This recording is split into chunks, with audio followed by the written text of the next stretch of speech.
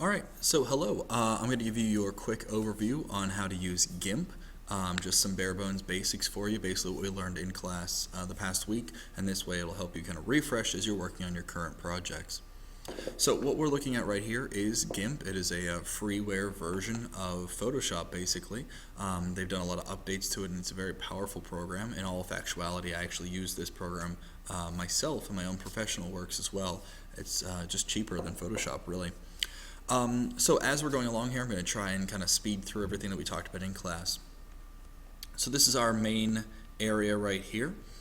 This will be eventually where our canvas goes, and then you'll have a couple windows and menus here. We have our toolbox area over here with all of our cool tools that we'll talk about in a second. Down below are our tool options, and then you'll have a separate window with your layers menu. Just for the sake of argument, I'm going to go through here and combine them by clicking on the little tab, dragging and dropping it over there. So now I have two different tab menus. If for some reason at any time you lose any of your little dockable dialogues over there, any of these windows, all you need to do is go to Windows, and you can grab your tools from the toolbox, or any of your dockable dialogues here, the layers menu, and so on and so forth. So if you lose them, you just click right there. For the very first project, the exact same demonstration I did in class, although I'm going to buzz right through it, I'm going to show you how to decapitate a person in a photo. So recently, I was actually married. Thank you, hold your applause. So I'm going to go through here. I've got a photograph of myself. I'm going to go ahead and open that. And there it is, beautiful, right? I know, it's a good looking guy right there, and lady friends there, all happy-go-lucky. So I'm going to go ahead and cut my head off is what I'm going to do. So what I need to do to start with is I need to explain these couple tools right here. I have the rectangular select, the ellipse or circle select, and then I've got the free select or just the lasso tool. They all do different things. Obviously the square makes a square. I know, you're surprised. The circle makes a circle, or an oval or another oval. And then the lasso tool, what's nice is I can either click, drag, click, and get some angles, or I can actually click and just kind of draw a shape, connecting it up, and then I've got a weird goofy shape like that. So at any point in time, if I need to edit, undo, or anything like that, get in the habit, instead of clicking edit and undo, edit, redo, edit, copy, edit, paste, all that jazz, get in the habit of using keyboard commands. So for undo, I'm going to do Control Z, and that will give me undo. If you ever forget, it's right there. If I need to copy, it'll be Control C. If I need to paste, Control V, and so on and so forth. So the very first thing we need to do is cut out my head. Now here's the key. We're going to be using this layers menu quite a lot. It is a really, really good menu. Let's say I'm just going to select a square for my head here, and I hit delete. Well, it gives me this white space, and that's all good and fine, but the problem is, as I start getting a little bit more in depth with using this program, let's say I wanted to smudge something. Well, that white, you can see here, that white space there isn't actually negative space. It's a color. It's the color white. So as I start to blend and swirl and do whatever the heck I'm doing over here, you can see that white color is blending in with my face. I don't want that. What I need it to be is some kind of transparency. I want to be able to see through where I cut out my head, so that as I start to blend and add things, I don't ruin anything. Quick and easy way to do that. It's not the maybe most professional way, but it'll work. All I have to do is do a Control A, Control the letter A, that'll select all. You see I get these little dotted lines going around here. Then I'm going to go through and do Control C, that will copy it, and Control V, that will paste it. And you see over here in my layers menu, I get this new floating select tab here. Now right now, even though I can't tell the difference, there is a picture over top of this. The downfall is, though, that it is not really locked down. If I wanted to, I could hit this little anchor button, and that would quickly lock it down, but it's also going to merge those two layers, and that's not what I want. So what I'm going to do is I'm going to click New Layer. That's this white page right here. And now you can see I've got two different layers. I can turn them on and off by clicking on the eyeballs there, and if I turn both of them off, you see I get this checkerboard pattern. In Gimp and in Photoshop, really any photo manipulation software, this checkerboard pattern is kind of our go-to as far as representing a transparency. It shows that there is nothing here at all. If I hit print, I'll get a blank white sheet of paper. It will print nothing. So what I'm going to do is I'm going to turn on my eyeball for the top layer, and now whenever I go ahead and start cutting out my face, you can see I get a void, a hole, and that shows that it's transparency. That way, whenever I start manipulating this picture, I won't actually get any of that white space kind of mixed in there. I don't want any of that.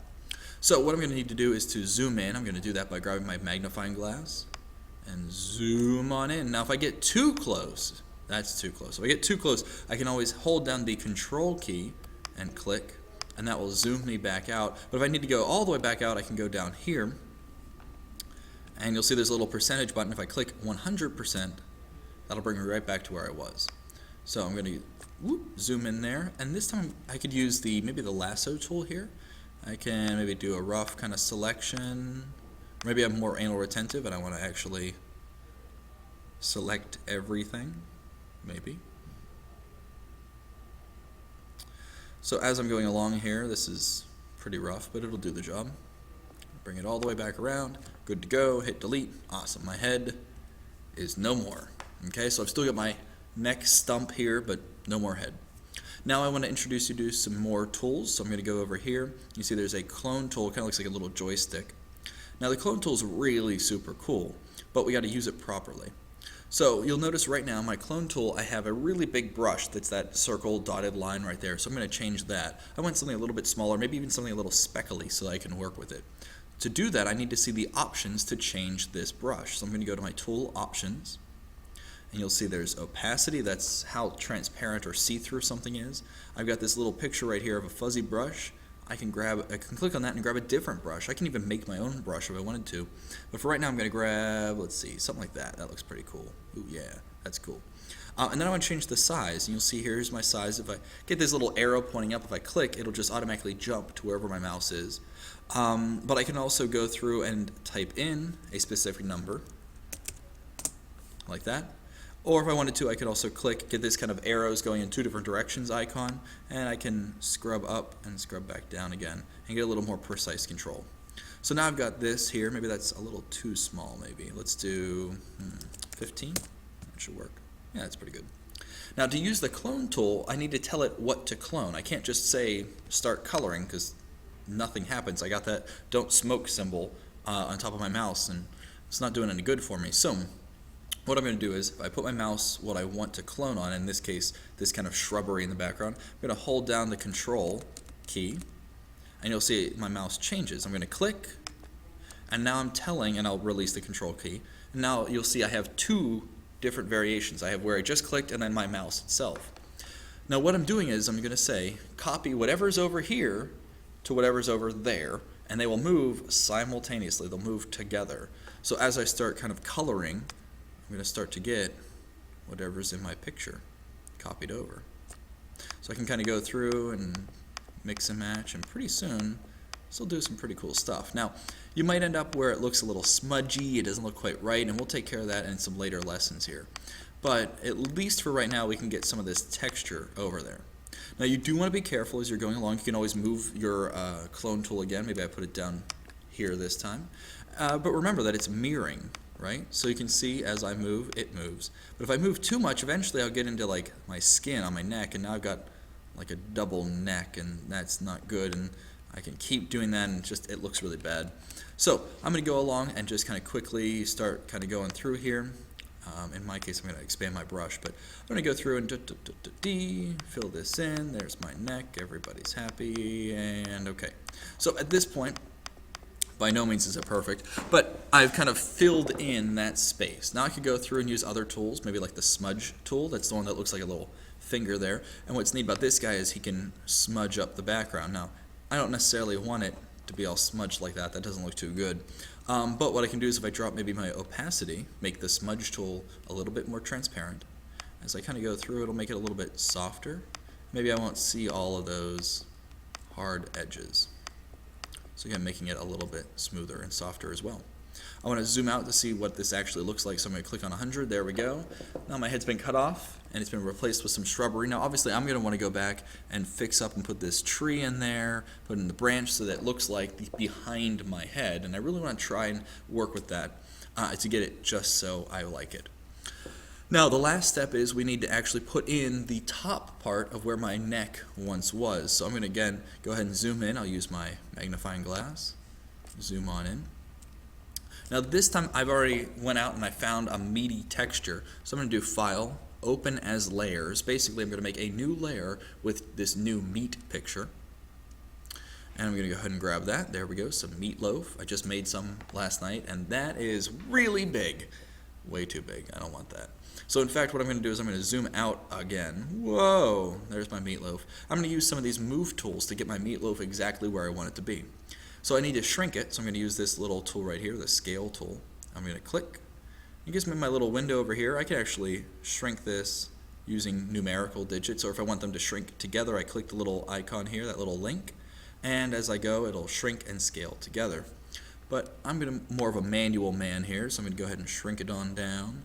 Now, notice it'll automatically shrink in scale. If I wanted to shrink not in scale, then I would have to go through and hold down the control key while I'm moving my mouse around, and that way it'll scroll and move in a wonky looking shape. But I want this to go nice and smooth, so I'm going to shrink it down. Then I'm going to use my move tool. That's the one that looks like the little arrow plus, and move him around wherever I want him to be. Maybe he wants to be a little bit smaller. Something like that. So I'm going to put him about where I want him to be. Now, maybe because I want this to fall back into space, I want it to kind of go into 1 point perspective. If you don't know what that is, definitely check out some of my other videos and that'll explain it to you. But I have the Shear Tool, which will lean my picture back. A lean back, a lean back. And then I have the Perspective Tool. Perspective Tool, just by clicking on it, it'll give me these lines right here, and I can pull these and make that image fall right back into space. So now it's going back into 1 point perspective. Go ahead and hit enter or hit OK, and that'll lock that down as well. Now I'm going to zoom in because I don't know what the heck I'm doing here way out there. Now whenever you zoom in, sometimes it doesn't quite line up. So quick and easy way to move the whole screen, if I just hold down the space bar and move my mouse, I can move the whole screen around. So if you ever get stuck, and instead of playing with these bars down here, I can just click and move with the space bar. Pretty easy. Now at this point, if you look at your layers menu, I've got a layer of meatloaf and a layer with no head. Okay? So with my layer of meatloaf here, I will need to decrease the opacity on the layer so I can see through it, so I know what I'm cutting out. So what I'm going to do is I'm going to take the opacity right here, making sure that my meatloaf layer is selected. I'm going to drop it down, and then I can see through it with X-ray vision. I'm going to go ahead and line it up using my move tool, wherever I want it to be. I'm going to use my ellipse tool because I want that to be the top of the head, and I'm going to make an oval of meaty meatloaf. And then I'm going to go through and I want to delete everything but the inside of what I just selected. So not what I selected, I need the inverse of my selection. To do that, I'm going to go to Select, Invert, who would have thunk, and I'm going to hit Delete. Gone. So now I'm left with my meaty meatloaf. I'm going to go ahead and deselect. I can either do Select None, Shift Control A, or I can just click away and that will deselect my guy. So I've got my meaty meatloaf. Ready? Everything's good to go.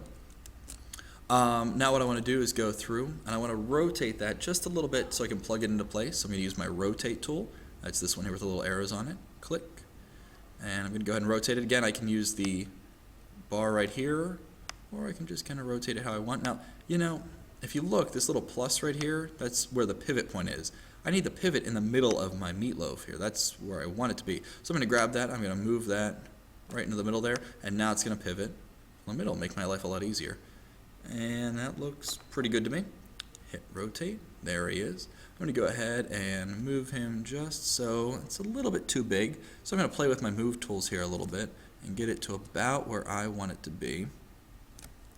Looks pretty good. And put it right on top. Now this is by no means perfect, by no means, but I'm going to jack the opacity way back up. There's my meaty stump. I'm going to make one more final layer by hitting Make a New Layer. I'll get this pop-up menu and hit OK. And now I want to grab a paintbrush tool right there, go to my tool options, get a cool speckly looking brush, get a cool color by clicking on my colors right here and grabbing like a gnarly looking red. I'm going to make a use my new blank layer. I'm going to add some blood to this, but that blood's a little bit too dark. So I'm going to drop the opacity on that layer to make it kind of fade in so it's been stained for a little while, and then I am donezo, and my wife just married a decapitated man. Maybe it's not perfect, but it will be as we learn even more tools. Thanks.